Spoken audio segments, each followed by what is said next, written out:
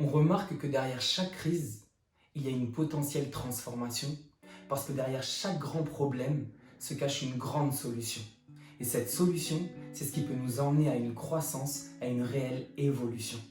Un peu comme l'arbre qui puise avec ses racines là dans le cœur de la terre, dans l'ombre là, pour croître vers la lumière.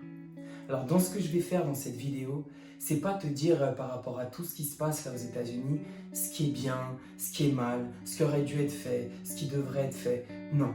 Ce que je vais faire dans cette vidéo, c'est juste essayer de t'apporter un axe de réflexion, un nouvel axe de pensée, en tout cas essayer de se poser des nouvelles questions pour avoir des nouvelles réponses et qui pourront nous donner un nouveau résultat, en tout cas un résultat plus inspirant que ce qu'on a vécu jusqu'à aujourd'hui pour avoir un futur plus inspirant et pour les générations futures, justement.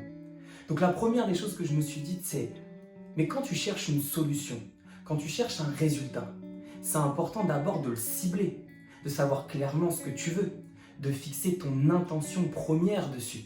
Et donc, qu'est-ce qu'on veut là dans cette vidéo? Quelle est notre première intention? Qu'est-ce qu'on veut vraiment?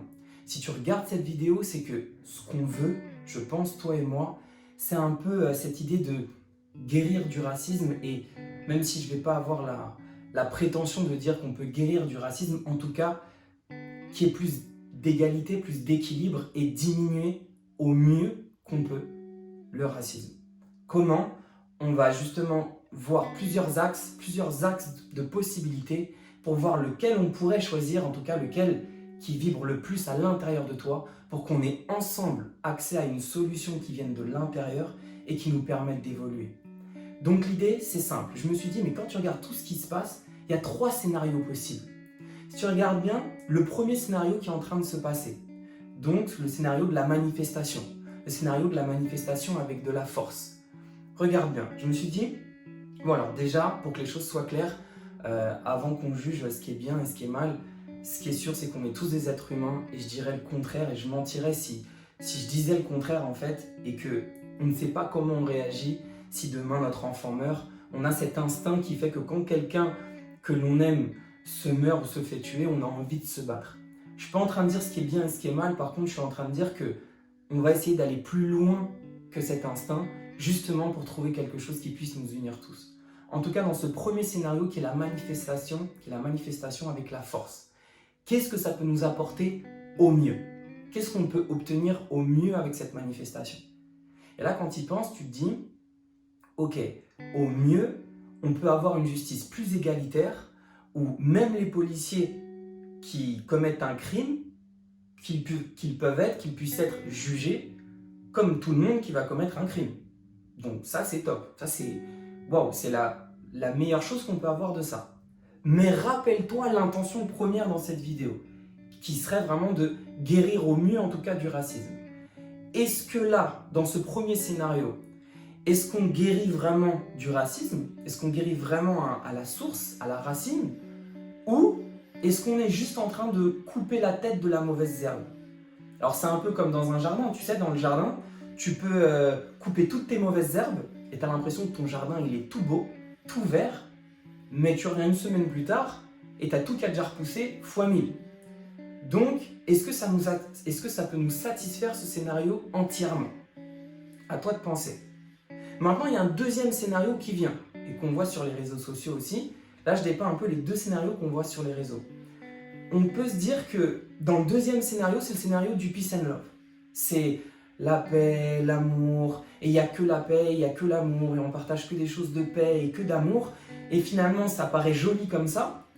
Mais d'un autre côté, toute cette paix et tout cet amour qu'on va partager, ça va juste toucher les autres personnes qui ont aussi de la paix et de l'amour entre eux. Et oui, ça va cultiver de l'amour, certes, mais est-ce que ça va vraiment permettre de guérir du racisme? Est-ce que ça va faire diminuer le racisme? J'ai l'impression qu'il y a aussi une limite dans ce deuxième scénario, dans la mesure où c'est un peu fermer les yeux et se dire bon, allez, on transmet de l'amour et on verra demain, peut-être que ça changera et puis c'est pas grave. Non, il y a une réalité quand même.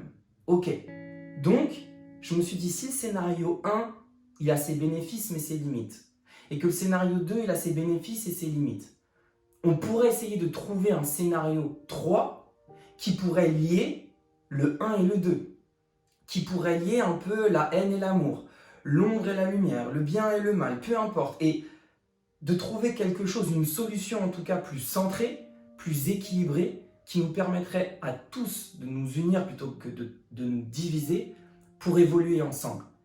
Et ce troisième scénario, je l'ai appelé conscience et responsabilité.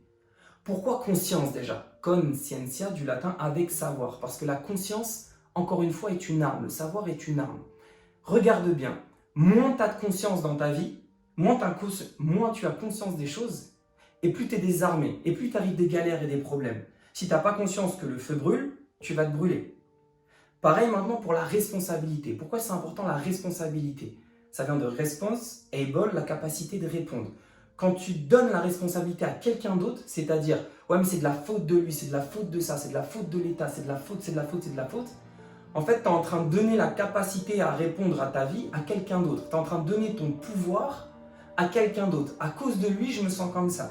À cause de cette entité, je me sens comme ça. Donc cette chose extérieure a ce pouvoir sur ton intérieur. Tu lui donnes délibérément ton pouvoir et donc tu en fais en quelque sorte ton maître et toi, tu en es l'esclave. Ok. Donc, plus on va être conscient et plus on va être responsable et plus on va retrouver notre savoir et notre pouvoir. Et donc, la maîtrise de notre vie et donc on va devenir un peu comme les capitaines de notre navire. Donc dans ce troisième scénario, comment on peut le développer? Et elle est là toute la clé de cette vidéo et tout ce que j'espère en tout cas te transmettre.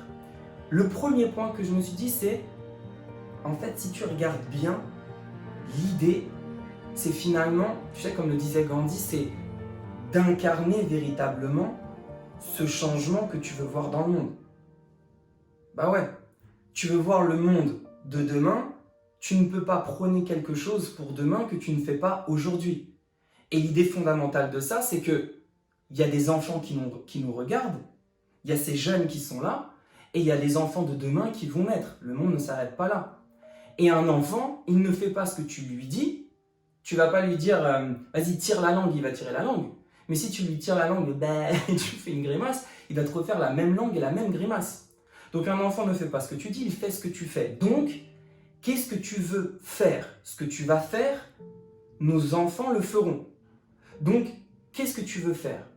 Là, tu as une responsabilité. Et là, c'est cette conscience du fruit que tu veux cultiver. Quel fruit tu veux que nos enfants mangent? Quel fruit tu veux cultiver? Quel jardin tu veux voir? C'est hyper important du coup de prendre conscience que chaque chose que l'on fait, c'est quelque chose qui va pousser comme un arbre. On ne peut pas ne pas faire. Même ne rien faire, c'est faire quelque chose. On ne peut pas ne pas penser, donc on ne peut pas ne pas cultiver une graine, quelle qu'elle soit.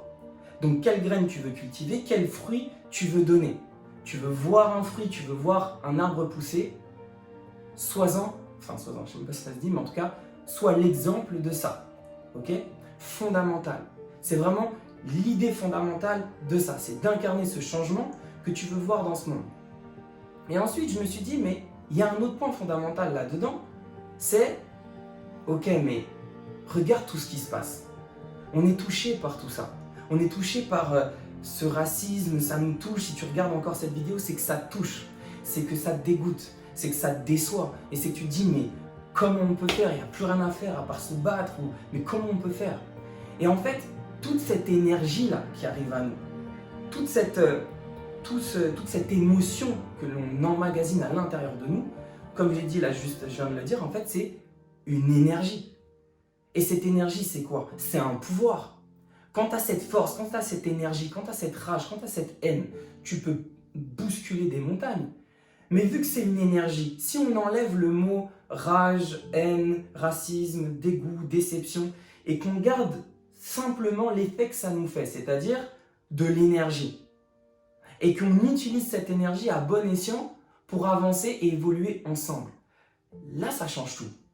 Bien sûr que ça change tout, parce que cette énergie en soi, c'est une épée. Avec une épée, c'est un pouvoir. Avec cette épée et ce pouvoir, soit tu peux tuer, soit tu peux sauver. Donc encore une fois, on revient dans la responsabilité. Qu'est-ce que tu vas faire maintenant avec ce pouvoir? Et regarde bien, quand tu as une énergie que tu n'as jamais eue, tu peux faire des choses que tu n'as jamais faites et donc avoir des résultats que tu n'as jamais eus. Donc, l'idée que je te propose, c'est de transformer cette énergie-là de haine qui bout à l'intérieur de toi et de la concentrer dans quelque chose qui a du sens pour toi et qui va véritablement pouvoir élever les consciences, éveiller les gens et transmettre ça aux enfants de demain. Et que ça devienne véritablement un véritable savoir, une véritable éducation que tu transmets à travers ton propre exemple. Regarde, qui on écoute au final? Qui on suit? Qui on écoute? Des personnes qui sont alignées avec ce qu'elles pensent, ce qu'elles disent, ce qu'elles font. Des personnes qui sont cohérentes, des personnes qui font ce qu'elles aiment, des personnes qui rayonnent et qui sourient. Au final, des personnes qui sont inspirées et inspirantes. Donc, si tu veux transmettre ce que tu as dans le cœur, et si tu veux que ça dure pour que les générations de demain l'entendent aussi, et s'éduquent aussi, et s'élèvent aussi, alors encore une fois, sois cet exemple.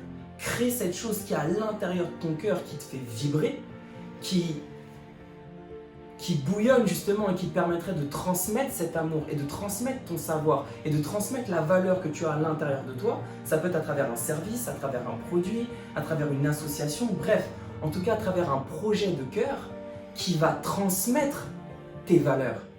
Parce que quand tu crées un projet, quand tu fais quelque chose qui vient de ton cœur, en fait ce que tu fais derrière, c'est que tu transmets des valeurs.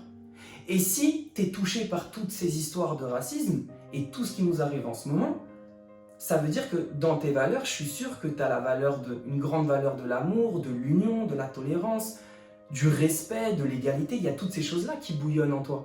Mais si justement, à travers ta propre réussite, tu deviens cet exemple de réussite pour d'autres personnes autour de toi, là tu transmets vraiment. Là tu éveilles vraiment, quelle que soit ta couleur. Là les gens ne vont plus voir t'es blanc, t'es jaune, noir ou rouge. Waouh!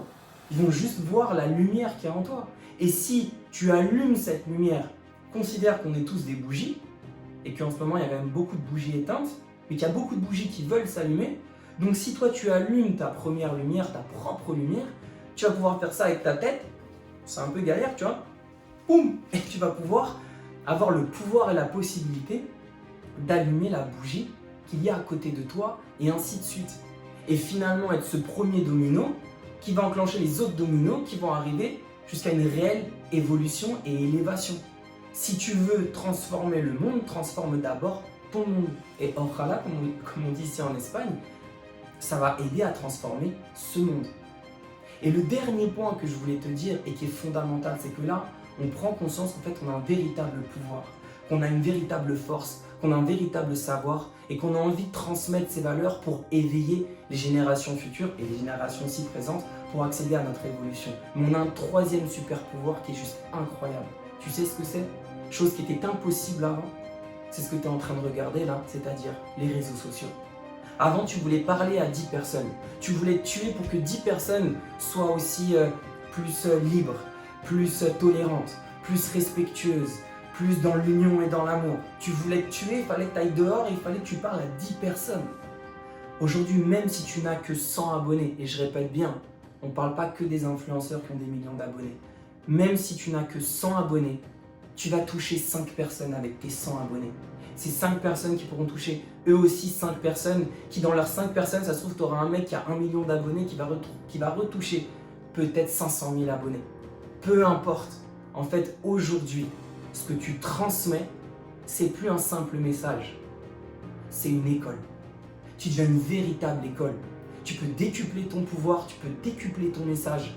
Tu peux décupler cette flamme là où avant tu galérais pour faire ça. Là, tu peux juste faire ça et allumer toutes ces autres bougies. Et je dis bien que tu es une école parce que tu es ton propre média, tu es ta propre publicité. Tu as ce pouvoir-là aujourd'hui, tu as cette chance d'être là, de regarder cette vidéo en 2020. Et donc, tu peux le faire parce que regarde bien à l'école.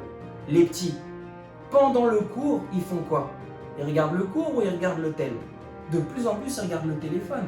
Donc, ils ont tendance à plus écouter ce qu'on appelle leurs influenceurs, ou en tout cas leur modèle de réussite ou les personnes qui les inspirent, que le prof. Donc oui, quand je te parle de conscience et de responsabilité, bien sûr que tu es une propre école. Bien sûr que tu es un prof. Et bien sûr que tu as des élèves. Et dans le mot élève, il y a le verbe élever. Donc, comment tu veux les élever? Comment tu veux les toucher, ces enfants? Quels fruits tu veux leur donner? Le sourire d'un enfant. Il n'y a pas plus tolérant et libre que le sourire d'un enfant. Quand j'étais à Paris, que j'étais dans le métro, dans l'RER, et tu vois tout le monde est énervé, il y a tout, il y a blanc, noir, jaune, tout ce que tu veux, et qu'il y a le petit qui est là dans sa poussette, il te regarde avec sa tétine, et il te regarde, il est capable de te sourire, quelle que soit la situation. Qu'est-ce que tu veux pour le sourire de ces enfants alors? Qu'est-ce que tu vas faire? Qu'est-ce que tu veux être? À partir de maintenant, quel est ton prochain petit pas? Je le répète, qu'est-ce que tu vas faire? Merci.